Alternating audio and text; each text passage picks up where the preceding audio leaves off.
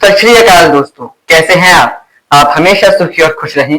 मैं चाणक्य गोस्वामी यही कामना करता हूं। दोस्तों, यह कहावत आपने भी सुनी होगी, आज भी सुनते होंगे, क्योंकि यह कहावत कई कई मौकों पर खूब कही जाती है। कहावत है, तोते की तरह रटते रहना।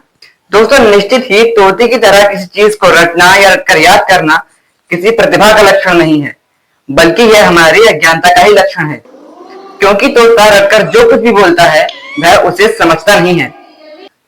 शायद इसी बात का सहारा लेकर केंद्रीय माध्यमिक शिक्षा बोर्ड सीबीएसई आगामी 2026-27 के शैक्षणिक सत्र से एक नया प्रयोग करने जा रही है। फिलहाल यह प्रयोग कक्षा 9 के छात्रों के लिए ही होगा। दोस्तों, प्रयोग यह है कि कक्षा 9 के छात्र जब परीक्षा देंगे तो उन्हें किताबें ले जाने की अनुमति होगी। प्रश्न पत्र में आए सवालों का जवाब वो किताबों से दे सकते हैं।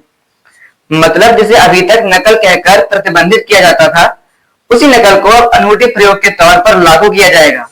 अब छात्रों को परीक्षा में खर्रे ले जाने की कठिन जुगाड़ से नहीं जूझना पड़ेगा। अब तो किताबें ही उनके साथ होंगी। इस तरह परीक्षा दिला रहे टीचर का नकल पकड़ने का दायित्व भी खत्म हो जाएगा। इस ओपन बुक असेसमेंट में अभी भाषा, गणित, विज्ञान और सामाजिक विज्ञान जैसे विषय शामिल रहेंगे। आगे चलकर और विषय भी शामिल किए जा सकते हैं। बोर्ड के अधिकारियों का कहना है कि यह निर्णय इसलिए लिया गया है ताकि छात्रों की रटने की आदत खत्म हो, छात्रों की समझ विकसित हो, उनमें आलोचनात्मक सोच और विश्लेषण करने की क्षमता को बढ़ावा मिले। अच्छा दोस्तों, इस तथाकथित अनूठे या अभिनव प्रयोग पर आपका क्या कहना है? मैं समझता हूं कि मेरे अधिकांश साथी इस पर कहेंगे कि यह तो बड़ी अच्छी बात है, छात्रों को पढ़ाई समझनी चाहिए, परीक्षा में पास होने के लिए किताबों का सहारा उन्हें मिलना चाहिए, तोते की तरह रटने की क्या जरूरत है। लेकिन मित्रों, मेरा सोचना सीबीएसई वालों से बिल्कुल विपरीत है। मैं क्लास 9 पास कर चुका हूं, अब 12th में हूं। मेरे पास भी पढ़ाई के अपने अनुभव हैं। इन्हीं अनुभवों के आधार पर मैं अपनी बात रख रहा हूं। सबसे पहले तो मेरा बोर्ड के अधिकारियों से और उन शिक्षाविदों से जो ओपन बुक असेसमेंट के समर्थक हैं, उनसे कहना है कि हम छात्रों को तोता मत समझो। तोते के रटने में और छात्रों के रटने में बड़ा ही बुनियादी फर्क है।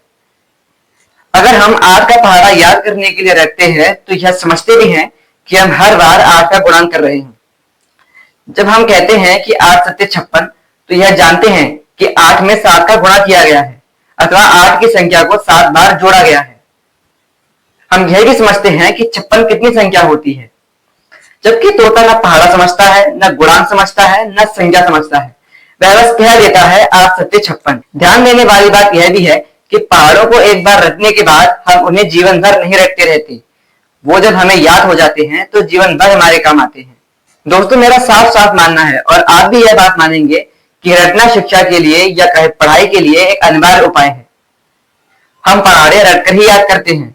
गणित और विज्ञान में तमाम सूत्र हमें रटने ही होते हैं, तभी हम सवालों को हल कर पाते हैं।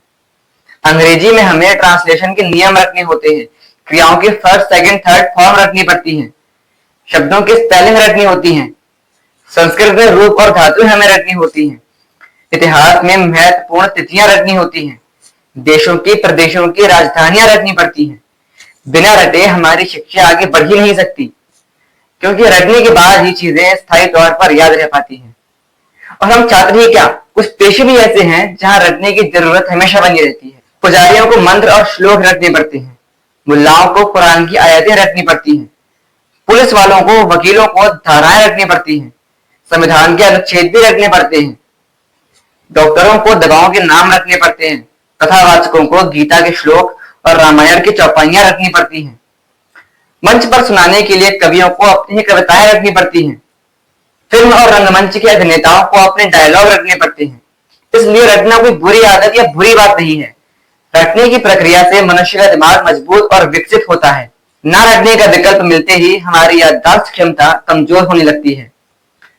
जब लैंडलाइन फोन हुआ करते थे तो लोग रट्टा मारकर अधिकांश फोन नंबर याद कर लिया करते थे।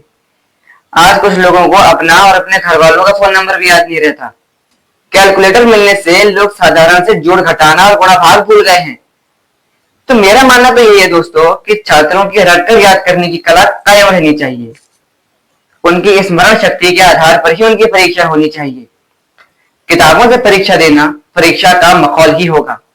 प्लीज मेरे यानी चाणक्य के चैनल को सब्सक्राइब करें और वीडियो को लाइक व शेयर करें। Thank you.